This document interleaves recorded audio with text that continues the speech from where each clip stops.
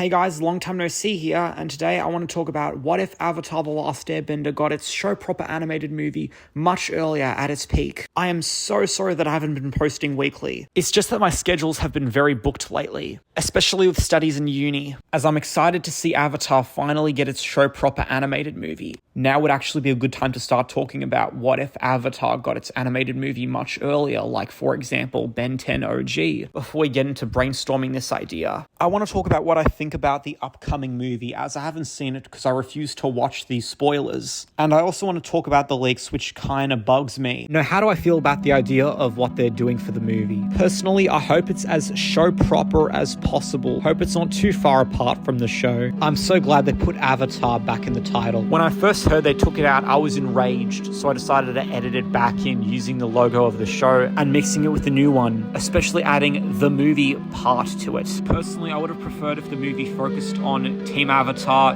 right after the Fire Nation War, right when they're still like in their teens, like before, during, or after the comics, as I want this to be as show proper as possible. Honestly, they should have just made it 3 shows. We already have the first one that focuses on the classic Avatar. The second series can be in his teen years adapting the comics, and then the third series can focus on him as a young adult in his 20s, and then each series gets its animated movie from classic Avatar to teen Avatar to adult Avatar, much like Pokemon, Naruto, and Dragon Ball Z. However, I am pretty upset that they changed the voice actors from the show. I love seeing when the voice actors of the show start off with the show and then go on to do the movie for that show. A good example of this is like Pokemon, Naruto, OG Ben 10, and I would have really liked to have that for Avatar so badly. And since this is a movie, this would have been a perfect time to bring back the voice actors. It could have been like the Invader Zim movie. They should not be getting Steven Yeun to voice Zuko. Why not just get back Dante Bosco and instead have Steven Yeun do the animated movies for his other shows instead, like Invincible, Final Space, Voltron. Hopefully those shows could get their animated movies for Steven Yeun to do. I really hope the art style of the movie is the exact same as the show, like with other show-based movies where they upscale the quality. Avatar had a good art style, good backgrounds, and good animation.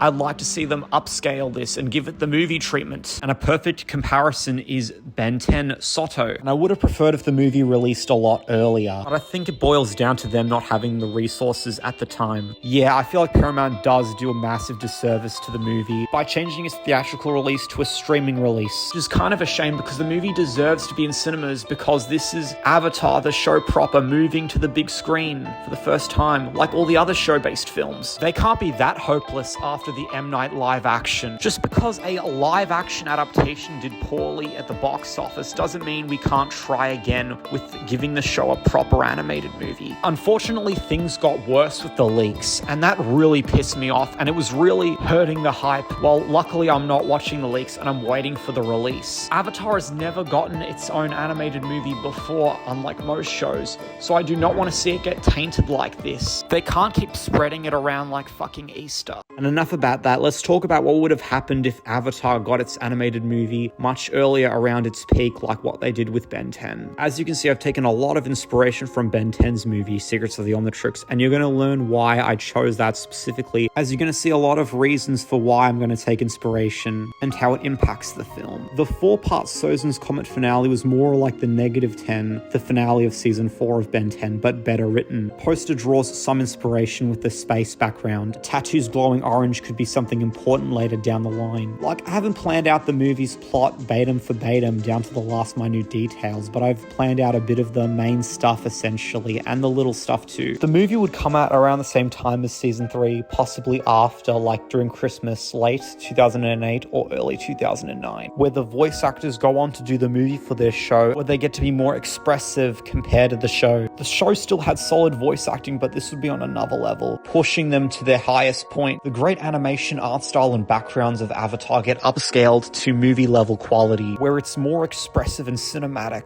And since this is a movie, they can get away with more stuff that they normally couldn't do for the show. It might involve some new big scale locations. The characters will go place to place, and there's multiple different kinds of villains throughout the film. Obviously, there's like a main one, obviously. I don't want the story to be completely like Secrets of the Omnitrix, but take some some small elements as we're following the movie equals season rule. I'm not trying to act like I'm better than the creator. This is just a passionate idea analyzing what made their passion for this show so special. Speciality that you don't see in most shows or movies, and that I'd like to see that speciality get ignited in a movie, especially based on the show. And I want to take this speciality to the next level to upscale it for film format, where they can do something even more special for it, which is like an ultimate special. So I actually made this new artifact for Team Avatar, especially for Aang. It's called the Harmonic Avatar Core, or the Avacore. It was used by avatars in the past to perform miracles during dark times,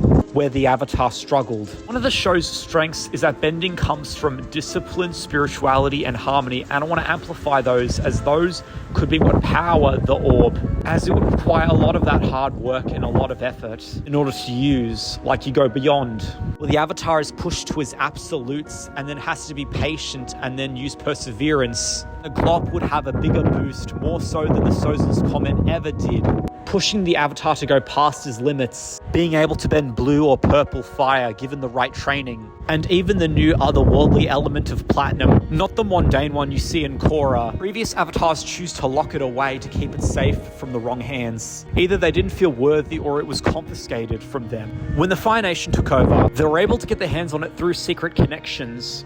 They don't know how to use it because it's tailored for the avatar. Them not understanding the nuances, they keep it underground in storage, in labs where they try and experiment on it and start making a bunch of adjustments that heavily restrict its abilities. Luckily, Team Avatar would find this otherworldly artifact after beating some small rogue Fire Nation branch. The beginning is kind of like a mix of Secrets of the Omnitrix and Conqueror of Shambhala. Now, the villain could be similar to what I hear about the Legend of Aang movie, but instead he actually crashes down from space. He might have some justifiable or understandable motives, but overall what he's doing is still wrong, almost like it's tainted or twisted morals. But he could have similar philosophies to Grithith from Berserk.